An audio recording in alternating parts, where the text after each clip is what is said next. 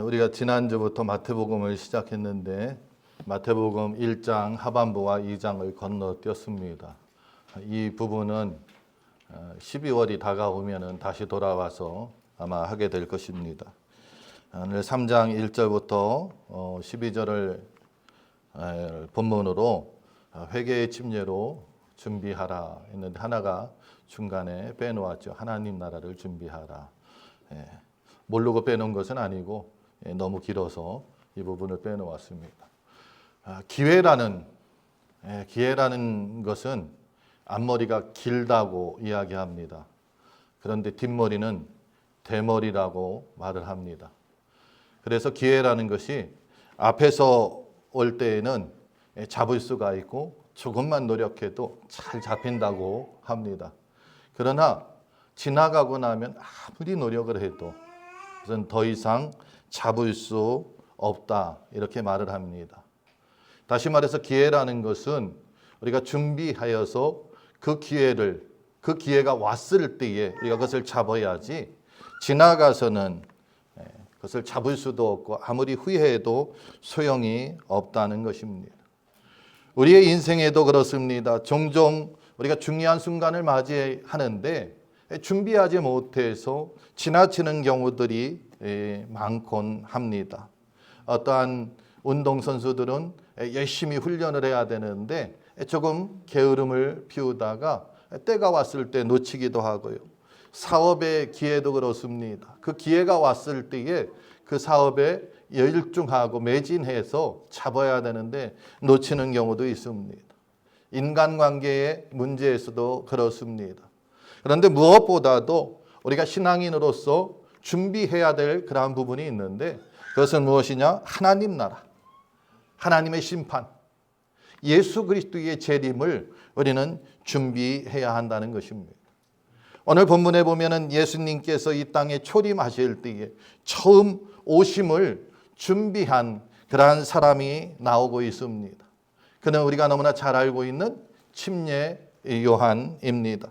그는 광야에서 외치기를 회개하라 천국이 가까웠느니라 라고 하고 많은 사람들에게 예수 그리스도의 오심을 준비하게 하였던 그러한 분입니다.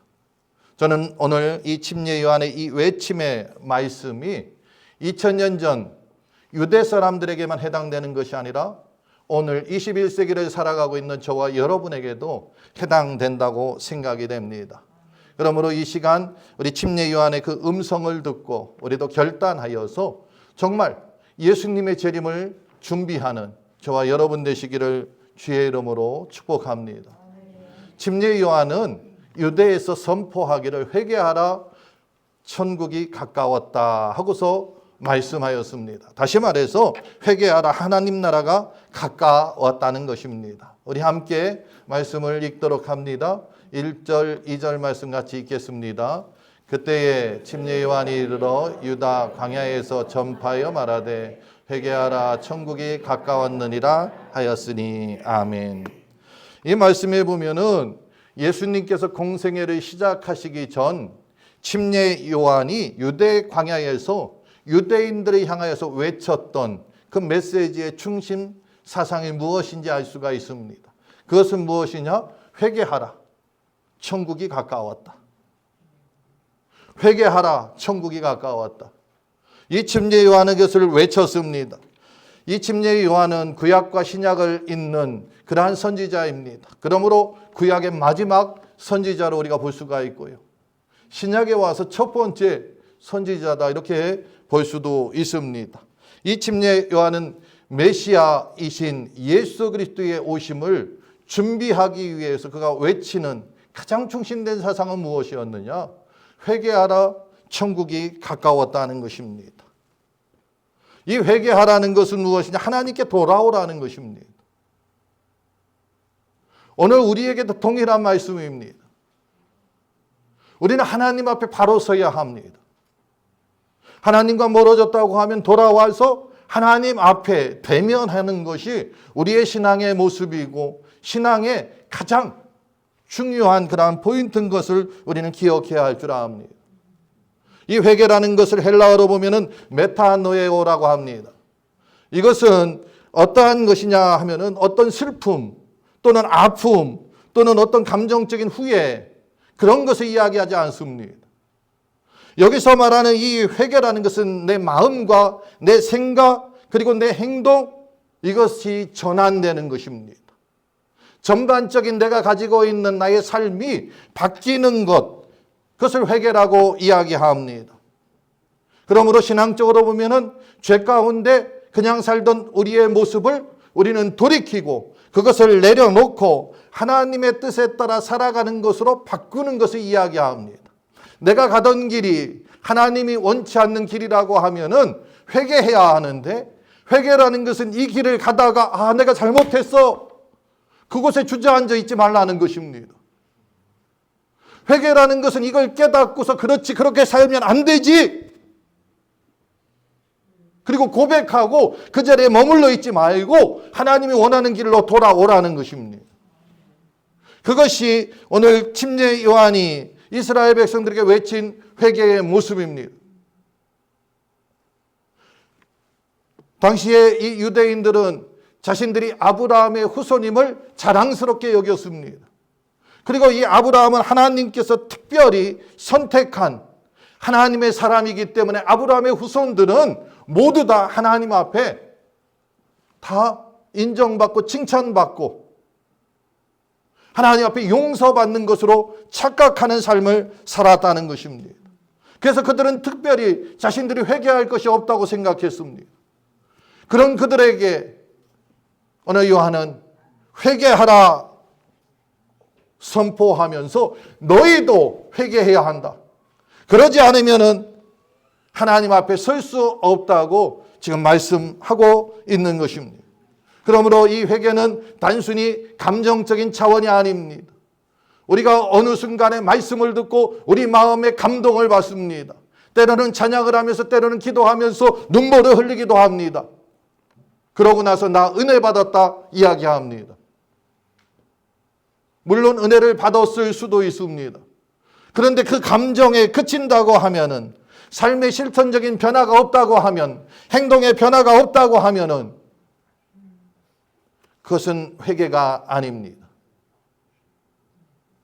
회개는 우리의 행동에 변화가 있어야 한다는 것입니다.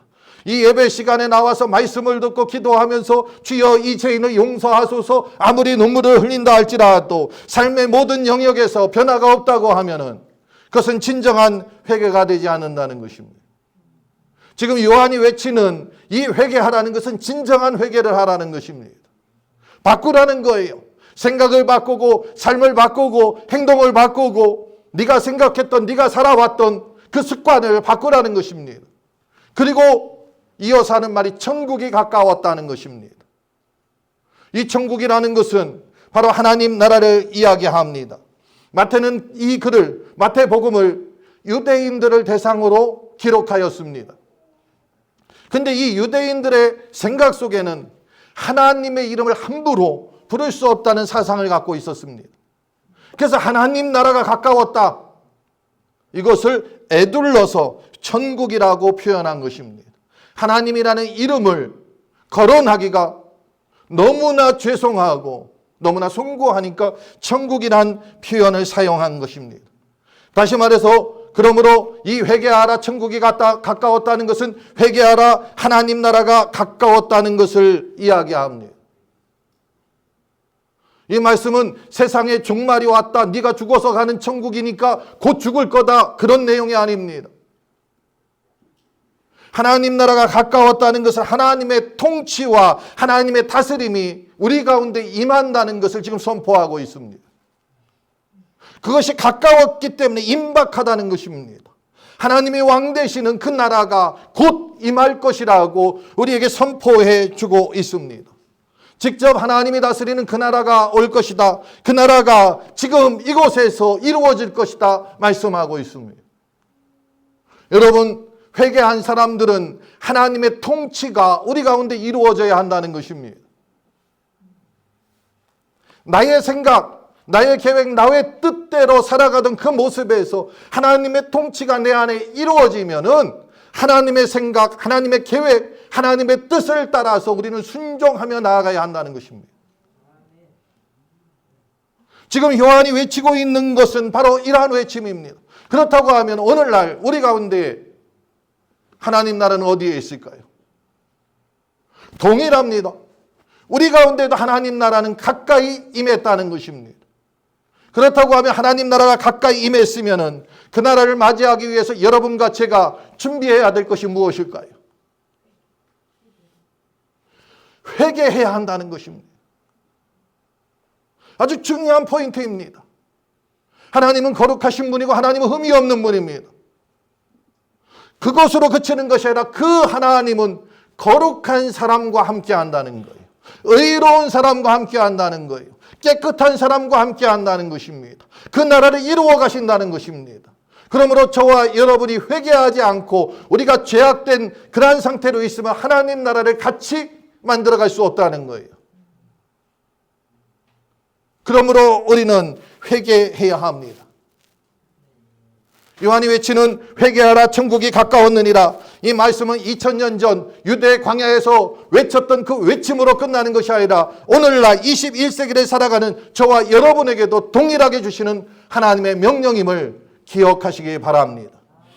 그리고 그 명령에 순종하여 회개하는 저와 여러분 되시기를 주의 이름으로 축복합니다.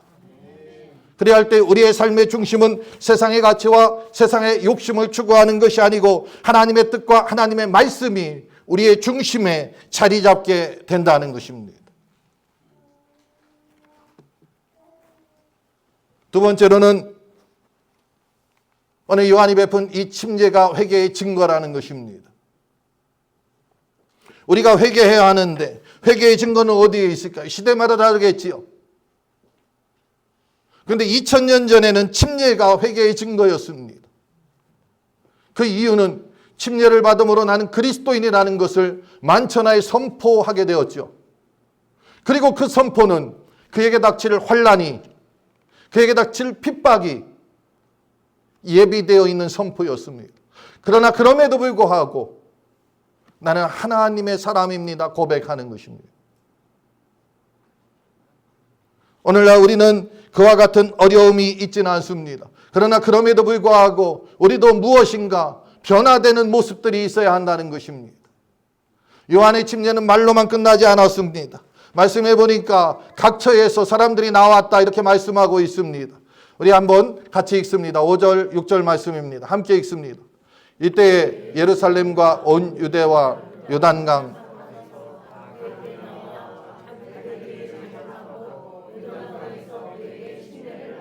아멘. 여기 보면 자기 죄를 자백하고 침례를 받았다고 말씀하고 있습니다. 그러므로 이 침례는 단순한 어떤 종교적인 그러한 예식이 아닙니다. 나의 삶을 실제적으로 하나님의 뜻대로 살아가겠다는 다짐인과 더불어서 많은 사람들에게 자신이 하나님의 사람인 것, 그리스도인임을 나타내는 것입니다. 그렇기 때문에 요한의 그 침례의 행위로 인해서 침례받은 사람들은 바로 회개의 표징으로 침례를 받았다는 거예요. 나는 새로운 백성입니다. 그리고 이 말씀에서 사용한 그 헬라어 밥티스마라는 것은 잠기다, 그리고 담그다 그런 뜻을 담고 있습니다. 그런 뜻을 담고 있습니다. 다시 말해서 이 침례는 완전히 잠기는 것입니다. 그래서 죽어지는 거예요. 이전의 삶을 물속에다가 잠궈서 죽고 새로운 삶으로 다시금 나아가겠다는 그러한 의지의 표현입니다. 그가 침례를 받기 전에, 다시 말해서 조금 더 가서 회개하기 전에 그의 살던 삶, 하나님이 중심이 아니었던 그 삶을 다 버리고 하나님 중심으로 바꾸겠다는 그러한 표현이었다는 것입니다. 구약시대의 이방인이 유대인으로 개종하기 위해서는 그의 몸을 씻는 세례의 의식이 필요했습니다. 우리 한자 세대는 세례 침례하면 금방 무엇인지 알죠? 세례는 씻을 세자를 씁니다. 침례는 잠길 침자를 씁니다. 이방인이 유대인으로 개종하기 위해서는 씻어야 됐어요. 그런데 우리가 회개하고 하나님의 사람이 되기 위해서는 씻어서는 안 됩니다. 죽어야 된다는 거예요. 내가 죽지 않으면 아무리 씻어도 어느 순간에 내 안에 있던 자아가 불쑥불쑥 살아난다는 것입니다.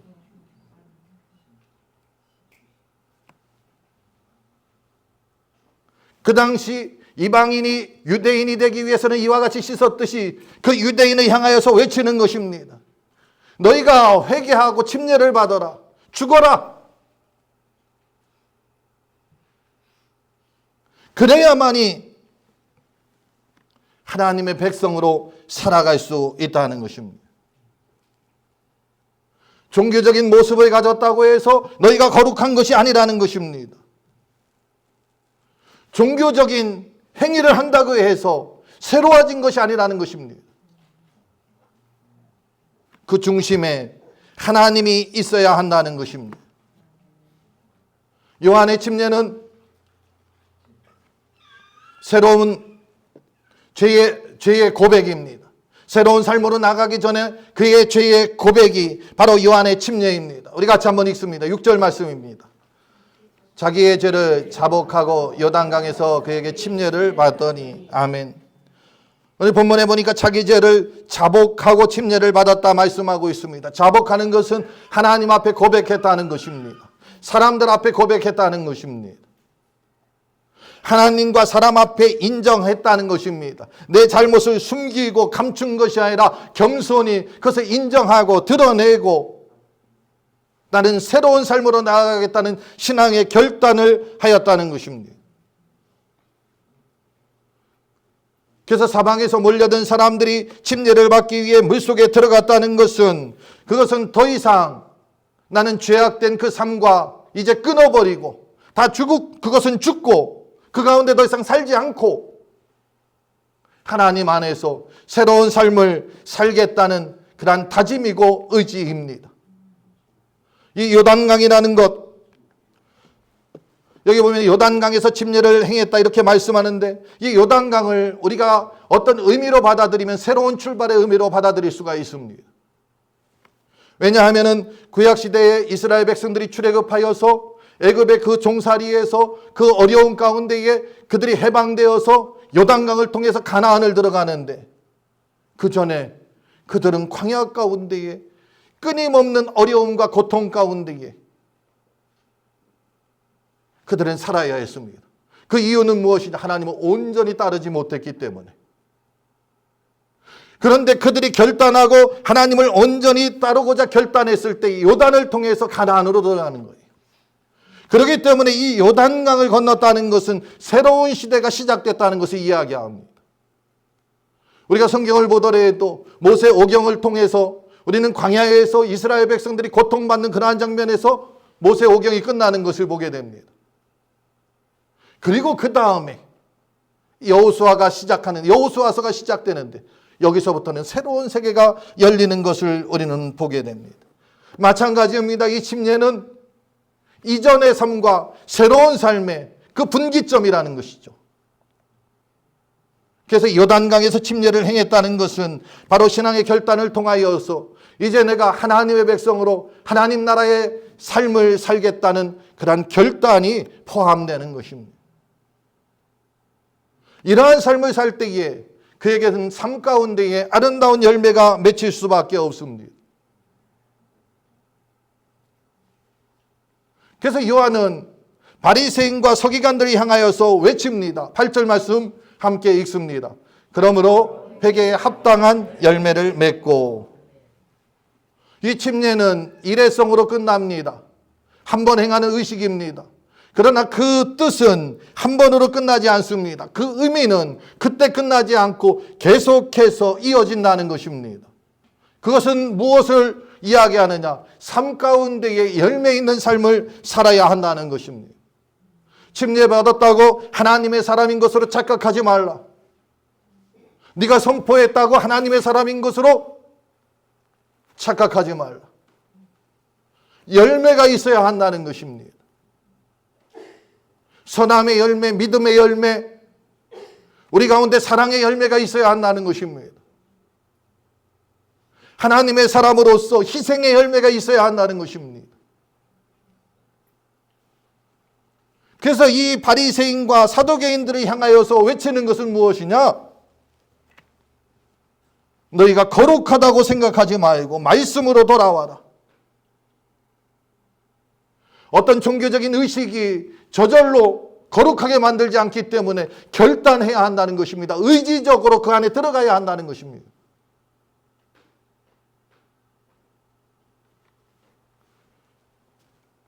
여러분, 서두에서 제가 기회라는 이야기를 했습니다. 기회는 준비된 자가 잡을 수 있다고 말씀드렸습니다. 그 준비하기 위해서 저절로 준비가 됩니까? 저절로 준비되지 않아요. 힘쓰고 애써야 합니다. 그냥 힘쓰고 애쓰는 정도로 되지 않습니다. 여러분 한번 생각을 해보세요. 운동을 한번 생각을 해보세요. 골프를 치시는 분들 한번 생각해 보세요. 골프채를 샀습니다. 공도 사고 필드에 나갔어요. 저절로 그게 맞춰지던가요? 축구를 합니다. 축구부에 들어갔습니다. 저절로 전부 다 메시가 되던가요? 호날두가 되던가요? 아니에요. 끊임없이 노력하고 수고하고 땀을 흘리고 의지적으로 나 자신을 그 일에 몰두시킬 때에 우리는 조금씩 성장합니다. 신앙도 마찬가지입니다. 교회에 나왔다고 우리가 저절로 새로운 사람으로 변화되는 것이 아닙니다. 우리가 의지적으로 하나님 말씀이 내 심령밭에 박힐 때에 그 말씀이 나를 감동시키고 내 말씀, 내 안에 역사할 때에 우리는 의지적으로 그 말씀을 따라가야 합니다. 그 말씀이 송이꿀보다 더 달다 하는 말씀을 내가 받았으면은 송이꿀보다 더 단 말씀을 위해서 우리는 의지적으로 성경을 펴놓고 읽어야 됩니다. 묵상해야 합니다. 암송해야 합니다. 저절로 된다고 하면은 이 세상은 완전히 변화했을 것입니다. 그러나 그렇지 않다는 것입니다. 그러므로 저와 여러분이 오늘 말씀을 듣고 하나님 말씀으로 돌아가야 할 줄 믿습니다. 매일 말씀을 묵상하여서 깨닫는 대로 그 말씀에 순종하여 하나님 앞에 영광을 돌리고 하나님을 이 세상에 나타내는, 드러내는 저와 여러분이 되어야 할 줄 믿습니다. 마지막으로 이 회개는 열매를 맺을 때에 우리는 심판을 준비할 수 있습니다. 회개의 열매를 맺어 하나님의 심판을 준비하는 하나님의 사람이 되어야 할 줄 믿습니다. 요한의 이 사역으로 인하여서 놀라운 일이 벌어졌습니다. 예루살렘과 온 유대에서 사람들이 몰려와 그에게 침례를 받았다. 성경은 이렇게 말씀하고 있습니다. 그래서 이때 예루살렘과 온 유대와 요단강 사방에서 다 그에게 나와 그에게 침례를 받았다. 이 안에는 바리새인과 사두개인들도 있었습니다. 이 바리새인과 사두개인들은 당시에 유대사회의 종교적인 지도자였고 정치적인 지도자들이었습니다. 그들은 겉으로 볼 때에 경건하였고 그들이 겉으로 볼 때에는 완전한 종교인으로서 하나님의 말씀을 잘 따르는 사람들이었습니다. 그런데 그들의 내면에는 위선과 외식으로 가득 차 있었던 것을 침례 요한은 경고하고 있습니다. 안과 밖이 다르면 안 된다는 것이죠. 안과 밖이 같을 때에 하나님의 인정을 받는다는 것입니다. 이 침례 요한의 책망을 들은 바리새인과 사두개인들, 그들이 요한 앞에 나와서 침례를 받음으로 의로운 척하려고 했습니다. 그런데 우리가 너무나 잘 알다시피 진실이 아니고 마음에서부터 우러나오는 것이 아니면 오래가지 못하는 것입니다. 거기에는 아름다운 열매를 맺을 수가 없습니다. 그런 그들을 향하여 침례 요한은 진정한 회개의 열매를 맺으라고 강력하게 지금 촉구하고 있는 것을 보게 됩니다. 그래서 7절에 그들을 향하여서 외치는데 우리 한번 같이 읽어보겠습니다. 함께 읽습니다. 요한이 많은 바리새인들과 사두개인들이 베푼 대로 오는 것을 보고 이르되 독사의 자식들아 누가 너희를 가르쳐 임박한 진노를 피하라 하더냐. 아멘. 예, 위선적인 그들을 향하여서 독사의 자식들이라 하는 표현을 사용하고 있습니다. 아마 이 이스라엘 백성들, 유대인들도 우리 한국 사람들하고 비슷한 그러한 성향을 갖고 있는 것 같습니다. 우리도 독사 하면은 어떤 것이 생각이 납니까? 독사. 아주 무섭고 교활하고 사악한 그런 존재. 성경은 바로 그러한 존재로서 그들을 이야기하고 있고, 이 독사를 대표할 수 있는 것은 사탄의 상징적 표현입니다. 하나님의 말씀을 안다고 하지만 진정한 열매가 없다고 하면은, 그 겉모습만 경건하게 꾸민다고 하면은 그것은 참다운 하나님의 사람이 아님을 이야기하고 있습니다. 하나님이 다 알기 때문에 그들에게는 임박한 진노가 임할 것이라고 말씀하고 있습니다. 심판이 다가오고 있습니다. 예수님이 이 땅에 다시 재림하신 그 심판이 지금 오늘 이 순간도 지금 순간순간 다가오고 있는 것을 우리는 기억해야 될 줄 믿습니다. 사두개인과 바리새인들은 그 마음에 두려워서 침례를 받았지만 그들은 그 마음으로부터 온전히 변화되지 못했기 때문에 여전히 그들은 심판 앞에 놓여 있습니다. 그래서 그들을 향하여서 회개에 합당한 열매를 맺으라고 요한은 외치고 있습니다. 아브라함이 우리 조상이라고 생각하지 말라는 것입니다. 혈연적으로 의롭게 되지 않는다는 것입니다. 저는 이 말씀을 읽을 때마다 좀 아쉬움이 있습니다. 저희 아버지가 목사인데 혈연적으로 의롭다면 얼마나 좋을까? 심각하게 보지 마세요. 농담이니까. 그 혈연에 의해서 우리가 의로워지지 않는다는 것입니다. 그러면서 주어진 말씀이 돌들로도 아브라함의 자손이 되게 할 수 있다는 것입니다. 이 말씀은 다른 것이 아닙니다. 참된 회개는 행동이 뒷받침되어야 한다는 거예요. 삶에서 나타나야 한다는 것입니다. 행동이 뒷받침되지 않고 삶에서 나타나지 않으면 그 회개는 거짓 회개라는 것입니다. 그렇기 때문에 심판을 피할 수 없습니다. 오늘 우리에게도 동일한 말씀입니다. 혈연이나 어떤 종교적 배경이 구원의 조건이 될 수 없습니다. 우리 개인의 신앙 고백이 구원받는 길임을 우리 마음판에 잘 새겨두어야 할 줄 믿습니다. 이미 도끼가 나무에 놓였다. 성경은 이렇게 말씀하고 있습니다. 심판하기 위해서 준비하고 있다는 것이 아닙니다. 나무를 자르기 위해서 도끼를 준비한다는 말씀이 아니고 이미 뿌리에 놓였다는 말은 심판이 곧 우리에게 닥쳐온다는 것을 말씀하고 있습니다. 열매 맺지 못하는 나무는 도끼로 인하여서 찍혀서 불에 던지워집니다. 삶의 변화 없는 하나님의 사람이라고 아무리 외친다고 할지라도 삶의 변화 없는 사람은 하나님의 심판과 영원한 형벌을 받을 수밖에 없다는 것을 말씀하고 있습니다. 그러므로 우리가 그리스도인이라고 하면, 우리가 하나님의 사람이라고 하면, 우리가 신앙인이라고 하면 열매를 맺어야 합니다. 어떠한 열매입니까? 하나님께서 기뻐하시는 믿음의 열매를 맺어야 합니다. 하나님께서 원하시는 사랑의 열매, 희생과 헌신, 수고의 열매가 있어야 한다는 것입니다.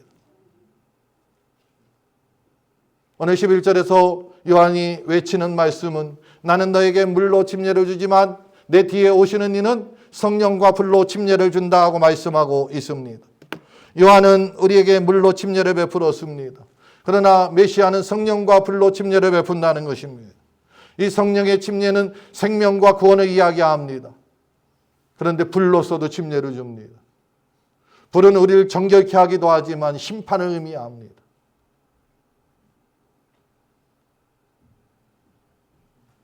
회개의 침례로 하나님 나라를 준비하지 않은 그러한 자들에게는 불로서 심판하신다는 말씀입니다. 사랑하는 성도 여러분, 오늘 본문의 말씀은 2000년 전 율법주의자들이었던 유대인들에게만 해당되는 말씀이 아닙니다. 오늘 우리에게도 동일한 말씀입니다. 회개의 열매를 맺지 못한다면 저도 여러분도 하나님의 심판대 앞에 설 수밖에 없습니다. 그러므로 우리는 하나님 말씀에 순종하여 열매 맺는 신앙인으로 살아야 할 줄 믿습니다. 하나님은 오늘도 우리가 열매 맺고 하나님을 나타내는 삶을 살기를 촉구하고 있습니다. 저와 여러분에게 오늘도 회개하라 천국이 가까웠느니라는 그 침례 요한의 음성이 저와 여러분 가운데에 오늘도 외침이 되어서 우리 마음판에 새겨지는 복된 말씀 되기를 주의 이름으로 축복합니다.